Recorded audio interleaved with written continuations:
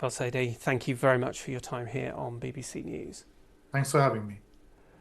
Well, with me in the studio is Mohamed Taha from BBC Arabic. And Mohamed, thank you for joining us. I just want to show some of our viewers some of the live pictures that we're getting in. Let's start with Tel Aviv at the moment, because sirens have been sounding across Israel as Iran continues to launch those retaliatory strikes. We know that loud blasts have been heard in Tel Aviv and in Jerusalem as the military work to intercept missiles. Millions of people heading for shelter during those early hours, those sirens sounding. We've also got these pictures from central Israel. Now, this is the scene of what has been described as a direct Iranian missile hit on a residential building. Now, the local media are reporting that 2 people have been killed there and at least 20 people were injured in the hit. And Mohammed, Israel has a defence system. It has more than one to try and protect itself, but obviously, some of these Iranian missiles are getting through those defences.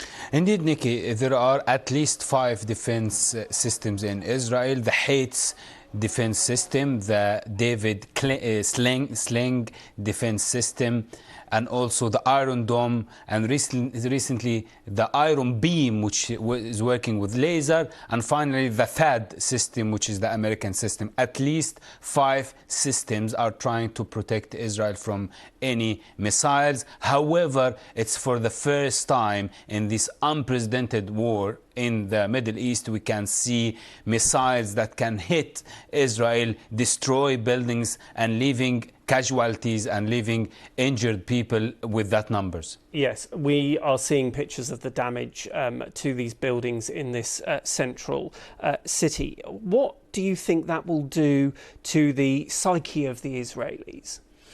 Of course, so this is causing a massive consequences to the Israelis. Many of them would go to the bunkers in a frequent basis. There are now at least 4 casualties, more than 100 injured Israelis. We didn't see that scale of war before in the Middle East. This is the war when we can see Israel hit directly nuclear facilities in Isfahan, in Asadabad, in many cities in Iran, and we can see Iran hitting hard with supersonic missiles targets in Israel, in Tel Aviv, in the south, in the north, and manage to cause that damage.